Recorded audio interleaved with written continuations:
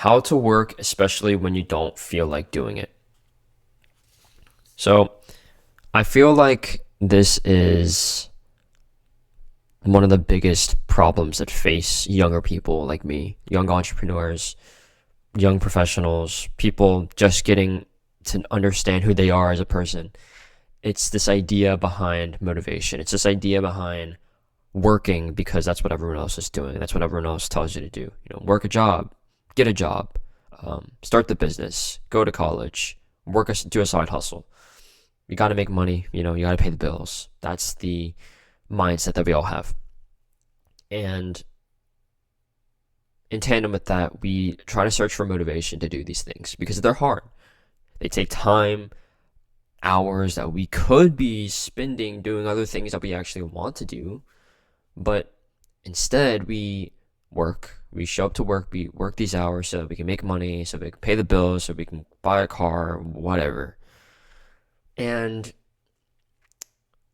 I want to talk about that today because I feel like there's some people that I think could learn a lot from this video, especially like the younger people that are kind of like in my position.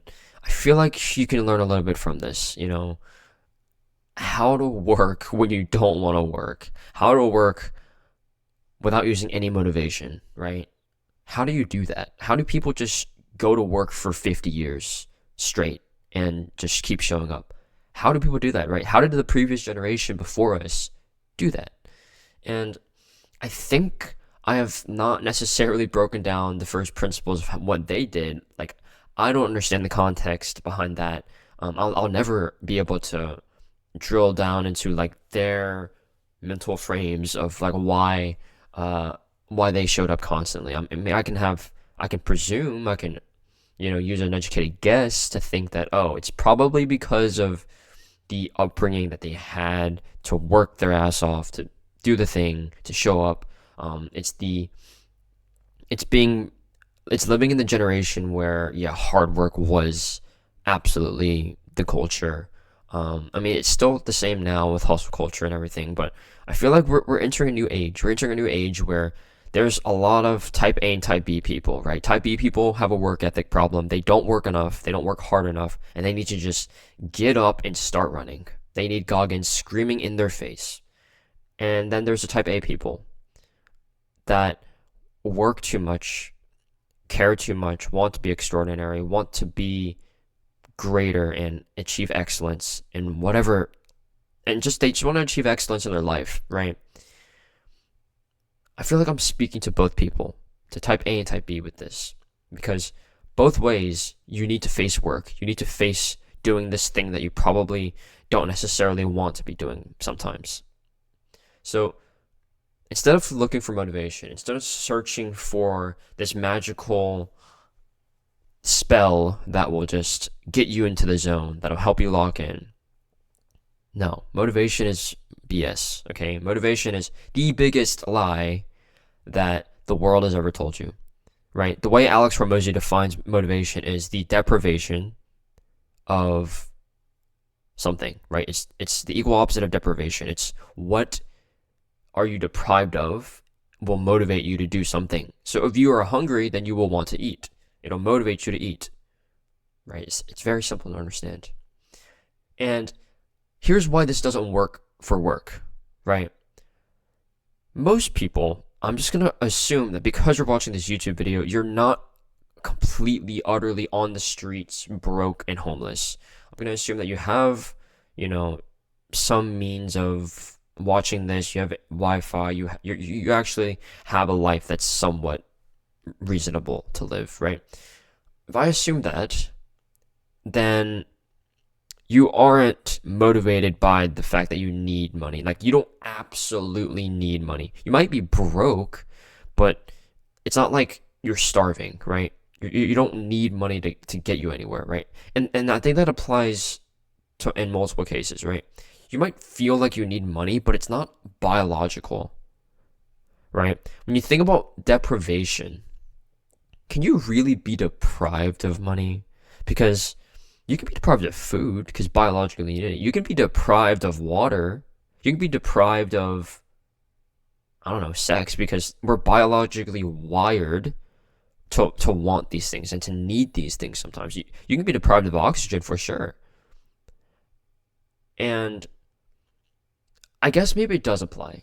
It depends on your context, right? So, biologically, obviously, you can think about motivation in that way. But if you think about it in terms of work and money and doing something that will help you pay the bills, the more deprived you are of that money, or the more deprived you are of something that the money can get you, the more pain that not having the money causes, the more motivation you'll have for it, right? But the biggest thing is most people don't have that pain. Most people are living a life that doesn't actually have that pain. That pain doesn't exist for them. So, what does that look like? For most people, you don't have extreme amounts of pain and suffering as a result of not having money. So, as a result, you don't have a ton of motivation to show up to work. Like, you're living an okay life, you know? It's okay. It's not extraordinary. Maybe the type A person has a lot of motivation because they feel like they deserve more. Okay. But for the type B person, right? The work ethic problem, you are working, but you're not motivated by anything because you don't, that money's not like this thing that you're deprived of. Like, you don't feel like you're deprived of it. Like, you have a little bit, that's probably enough. But here's the thing. This is why motivation's BS. This is why motivation cannot be used as a metric to get yourself into work. Like, you should not use motivation as the driver, the fuel for your work. It's never deprived. You're never deprived of it, right? It's not a biological need.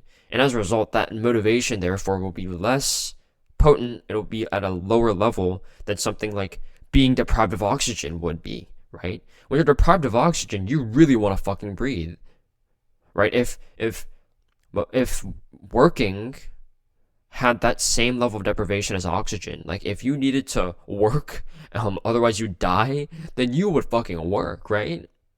If someone was threatening you, your life, and you had to just keep working, then you bet your ass you'd be working. But we don't have these life or death we don't have these life or death deprivations on our work. So as a result, people just look for motivation. They listen to motivational videos. They search for the inspiration to do the thing, but that never works out, right? It's never sustainable because we're not in a life or death situation here, right? We're not biologically wired, hard coded to need work. So don't use motivation as the fuel. Motivation is not the answer. This is how you work. You literally show up, okay, and do the thing for 5 minutes. Tell yourself, right? I'm just going to do it for 5 minutes, or I'm just going to do one thing. I'm only going to do this for an hour, and then I can leave, and then I can quit, and then I can go back to whatever I was doing, right? And this is the idea behind a minimum viable action. I've talked about this before with habits, but a minimum viable action is essentially the lowest threshold thing you can do that will be satisfying the work, right? So on the worst day, right, whenever you wake up and you're absolutely just dead, you do not want to work, you feel zero motivation at all, and you just feel like shit, on those days, that is whenever the work matters the most, right? Because those are the days that you have the highest opportunity to not do the work, to not show up, because you feel like shit. So you have the most motivation to not do the thing. So on those days, it's super critical to have a minimum viable action to do, because regardless of how you feel, this minimum viable action should feel doable. Like, it should feel easy. It should feel simple enough to be able to do even on your worst days. Why does this work? Why does having a minimum viable action work? It's because on the days that you feel like shit, which are gonna be often, I don't care if you're type A or type B, you're gonna have days where you feel like shit. Whenever you do have those days, having this minimum viable action of just doing the thing for 5 minutes. I've told a story before about a mentor that basically he wanted to lose weight and he wanted to go to the gym, and all he had to do to build the habit of going to the gym was touch the back wall of the gym. And then once he touched the back wall of the gym, he could go home. He could literally leave, walk out, and drive back home and do whatever.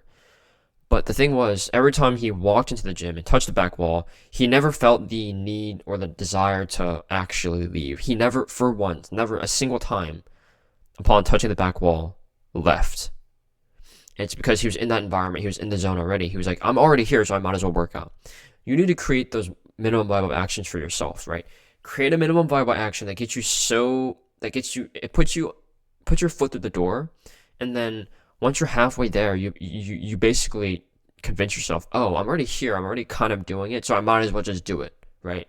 I'm already experiencing a slight bit of pain, so I might as well just go all the way.